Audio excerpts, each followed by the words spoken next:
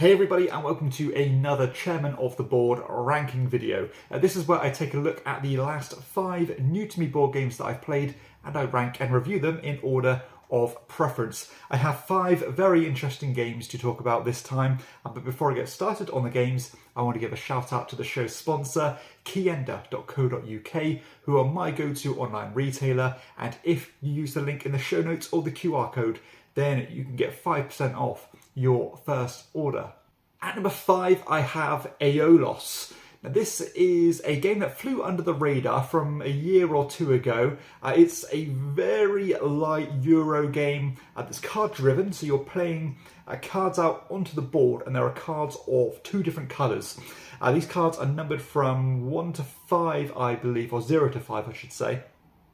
And all you're going to do is you're going to overlap one of those existing cards. And of course, by doing that, you're going to change the value or the sum of those 2 numbers added together.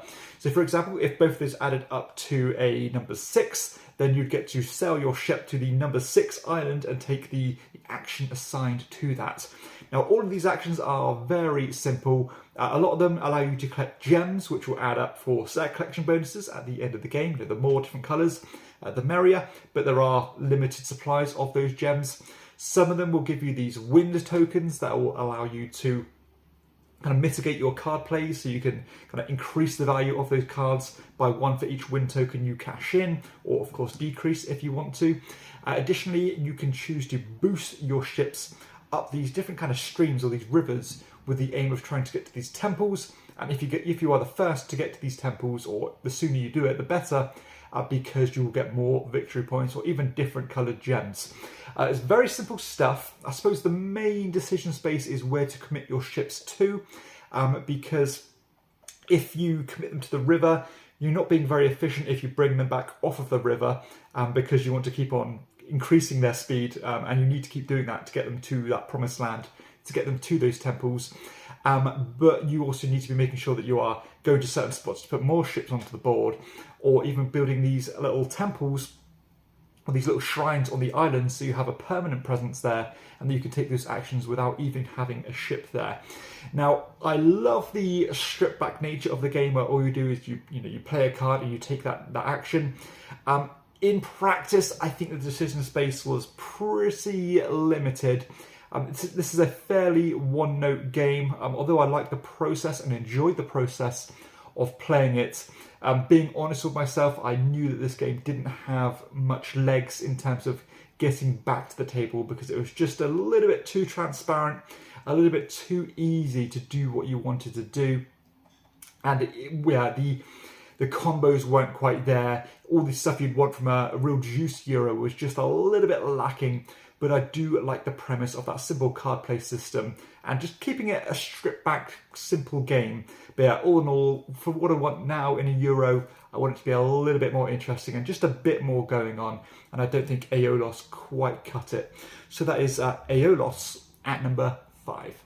At number 4, I have River of Gold, which is a game that's getting a bit of buzz at the moment. This is a lightweight Euro, a resource management style game, as you are sailing these ships down this river, which is this rather beautiful looking board. When you get to the bottom of the river, you'll simply teleport back to the top and keep on going down. Wherever you stop your boat is going to determine the resources or the bonuses that you'll get. So again, you can collect resources, which you'll be using to cash in to complete contracts. You'll be getting victory points. You'll be getting influence at these different kind of factions that you can climb their tracks of, getting bonuses as you go. If you are the highest up these tracks at the end of the game, then you'll get a healthy amount of victory points. The core system in this game I really do enjoy, where you are simply rolling a d6, and that d6 is going to determine what you can do. But you can use that result in 3 different ways. So as I said, you can use it to move down the river a number of spots equal to that d6 with some mitigation tools, so you can increase or decrease the value. And you also have 2 boats on the board, so you have a little bit more flexibility there about where you might land up. So that's the first action you can do. The second action is to build a building in the region that your dice shows. And to do that, you're going to simply pay a kind of a fee for that bit of real estate, really, and then you'll put a tile on it which will give you some instant influence to climb up these tracks. But it'll also give you 2 bits of information. Number one is the information where what your opponent will get in terms of bonus if they land at your building. But the second piece of information is the bonus that you'll get if yourself or an opponent lands at that building. The third bit of information is the idea of cashing in these resources for these contracts, because each of these customer cards has a number assigned to it.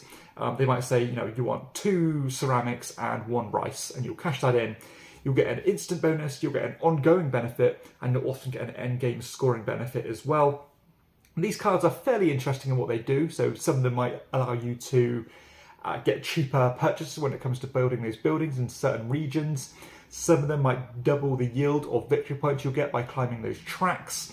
Some of them will just simply give you other benefits. For example, whenever you loop around the board, you'll get an extra boon as well, such as more victory points or more mitigation tokens, etc. So very simple system. I like the way it's all held together through this dice system where you can use it in 3 different ways. And I've always liked that idea of building up the board as you go, and when people use the stuff that you've invested in, you'll get a benefit from that as well. So this game almost feels like a hybrid of, say, games like Lords of Waterdeep, crossed over with a bit of like Aeolos through the river system. I like the game, and I can certainly see a lot of people enjoying it. The problem for me is that it does feel a little bit reined in terms of what you can actually do, and each game feels fairly similar, and the decision space is fairly obvious on what you should do. If you haven't got a contract you can complete, you can't afford a building, then of course you're going to sail down the river and end up where you end up. Of course, you're going to try and avoid your opponent's buildings if you can, but sometimes it might not be worth doing that. You're going to try and land on your own buildings if you can. There are some public objectives to go for as well, which might be an obvious choice on what to follow. And it all just feels like it's kind of capped its own potential in what it should do. Now, I'm looking at this game through the eyes of somebody who's played hundreds of Euro games. So maybe that's somewhat tainting my view of this game, because I feel like it could be more. But if I'm looking at it through the eyes of someone who's just dipping their toes into the Euro genre and has enjoyed games like Lords of Waterdeep, or maybe even isn't interested in the Lords of Waterdeep theme, the Dungeons and Dragon thing, and wants something a bit more attractive and a bit more modern, this is a good substitute for that. So I think it could find its place in the hobby as being the new introductory resource management Euro game.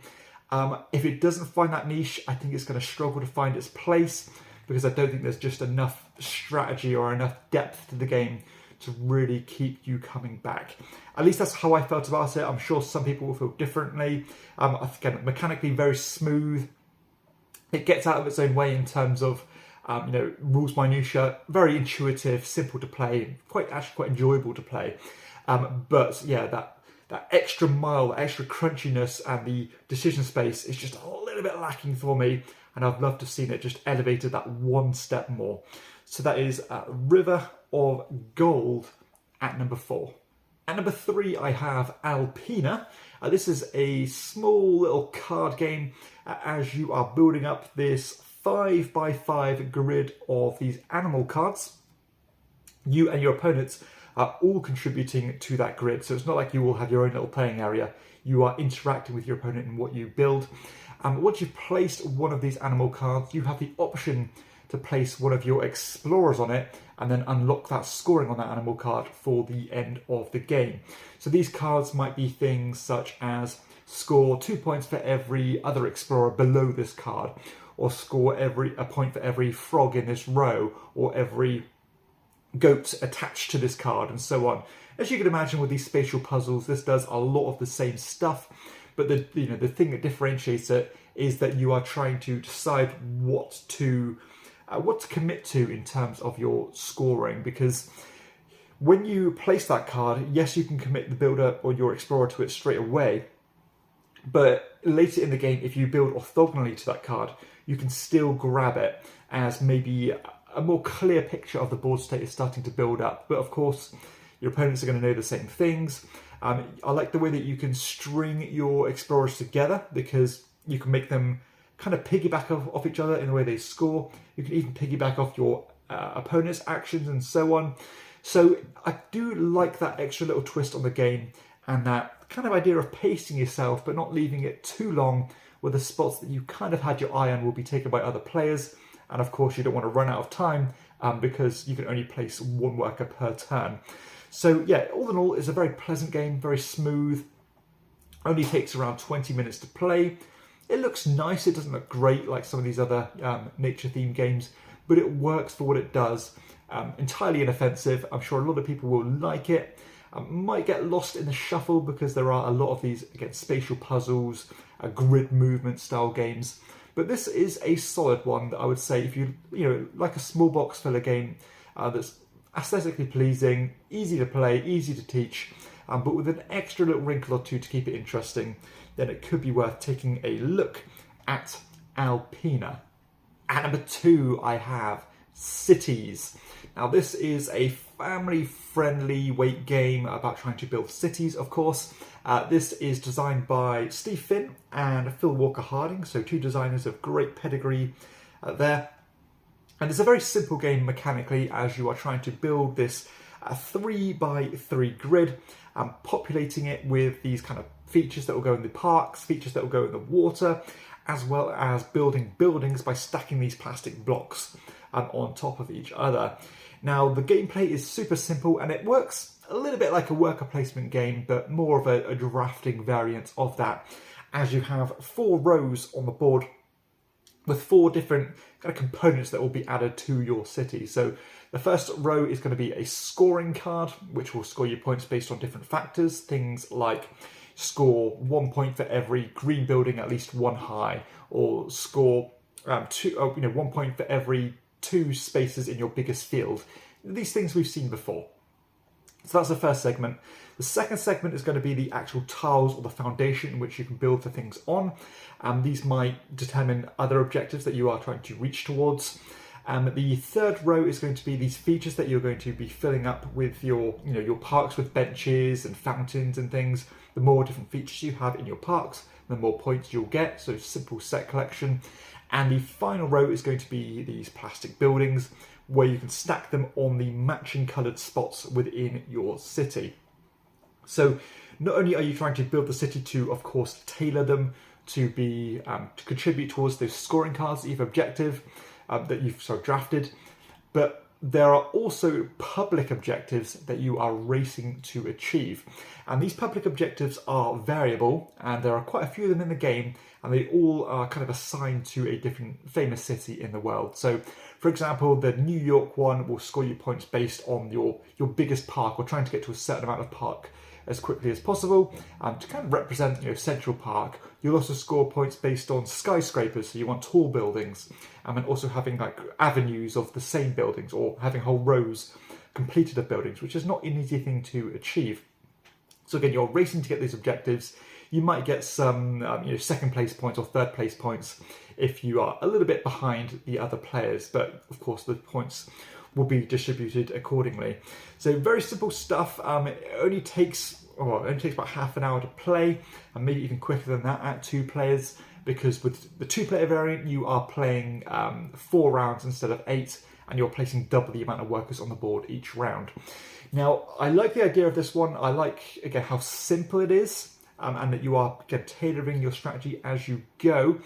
And I do like, I suppose, the main feature of the game, or the main kind of feeling of the game, was supposed to be that turn angst. What do you go for first? Because if you go for the scoring objective first, then you're probably giving up priority in taking one of the other ones. Because there's this real scarcity of what you want. That turn angst really does shine through. So you do need to factor in, what do I need right now? What can I maybe take a turn or 2 to get? Because although it's a really good card, I don't think my opponent wants it, so therefore I can put it behind on priority order. So I do like the way that you have to prioritise which of these actions you want to take, and you can't go there for a second time to take a second action. So I really do like that factor. There's this real scarcity to get what you want. Sometimes that shines through stronger than other times, because there might be times where you think, I don't really care about going there anymore because I know that's mine anyway. and both of them are fine. I can make do with either of them. So maybe it could have been the volume of that turn axe could have been turned up a little bit more at times, because a lot of the times you can make do with what you have anyway and generally do all right. But I appreciate this. This is who that game's designed for. It is very introductory. It is quite light, not only in terms of the rules, but also in terms of the decision space. And unfortunately, although I love how smooth the gameplay is, I love the potential of the game, I think that maybe it's a little bit too light for me, and the choices are a little bit too obvious. A bit like River of Gold, I would have, and even Aeolos, I would have liked to have seen an extra wrinkle or two, just to add a little bit more seasoning to the game to make it a little bit more interesting.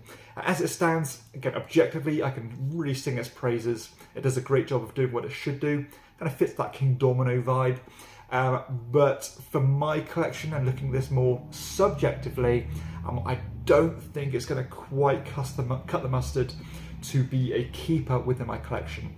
It's a game that I would probably never turn down playing, because it is very pleasant, very enjoyable, but does it deserve its space on my own shelves when space is a premium?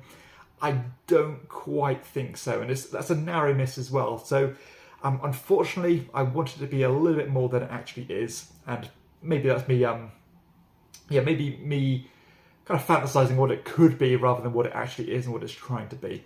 So that is Cities at number 2. And finally, at number 1, I have Windmill Valley. So Windmill Valley, a game I've had on the back burner for some time. I wasn't quite sure if I was going to take a punt on this one, because I thought, Board and Dice have been hit or miss recently. I've not played any of the Danny Garcia games yet because they seem a little bit convoluted for me. But as the months have gone by, the more and more good things I'm hearing about this game. So I thought, let's give it a go. And I'm really glad I did, because I've been playing a lot of this game and enjoying it more and more.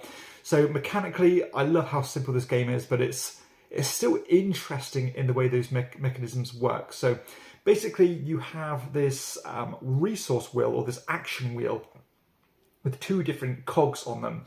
And these cogs are going to determine your actions. And the number of kind of rotations that these wheels make is up to the player. So you can choose to kind of keep the water level as it is, or you can choose to increase that water level to give you more spins. The more you increase the water level, you'll get some passive points that way as well, because you could potentially be helping the other players.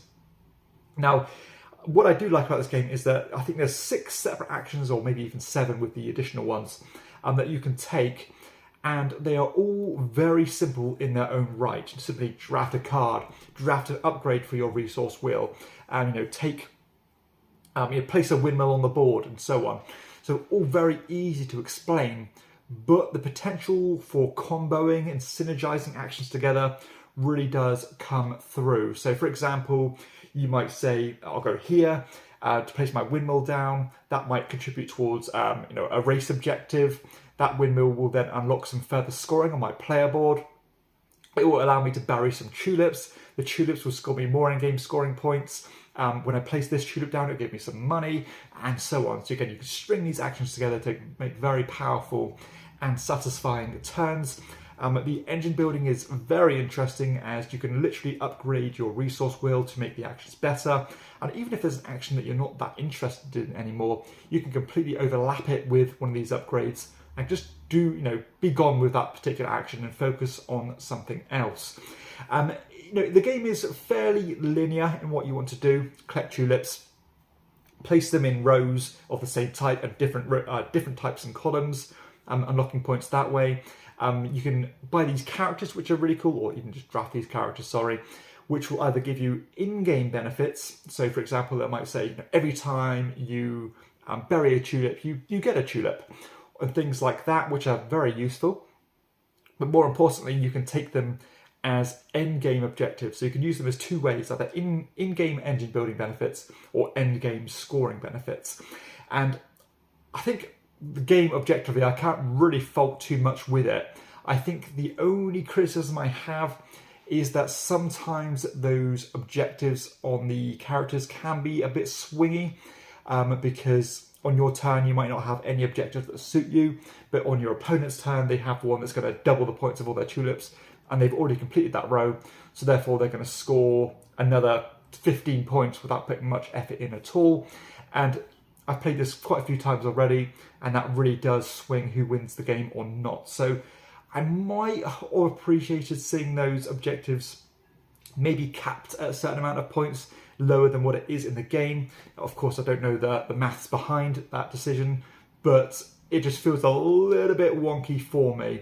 And every time I've taught this, I've made that very clear, that you want to be keeping an eye out for particular objectives that are fitting your strategy. But still, despite that nitpick, the rest of the game is highly enjoyable. I get combos galore, upgrading your player board is so much fun. The game also moves at a very brisk pace. You can play a 2-player game of this in 45 minutes to an hour. If you're teaching this at a 4-player game, it's probably going to take more than an hour and a half, maybe 2 hours for the first play. But it doesn't feel like you are sitting there doing nothing. All the turns feel fun. And yeah, it's just a lovely Euro that I can see staying around in my collection for some time, because it's actually very easy to get to the table and to teach, but it still hits all those sweet spots in what you want for a Euro. So definitely going to be a contender for Euro of the Year for me. It might just fall short because some others I've played are just a little bit better, but it's still probably going to be in the top 3. I'd be surprised if this doesn't make the top 10 of the year for me in overall 2024 releases. Yeah, so all in all, it's a quality design, and it's made me want to maybe take a closer look at some of those other Danny Garcia games that haven't quite grabbed my attention. But if they're up to this quality, then I know they're going to be good. So that is Windmill Valley at number 1. So there we have it, that concludes the video. Hopefully you have enjoyed it and found it useful. As usual, please be sure to hit like and subscribe to the channel. Also check out my own personal game that's coming out for release called THALAMUS. If you follow the BGG page, then you can stay updated with all the updates and news. And for everybody else, I'll see you next time on Chairman of the Board. Bye-bye.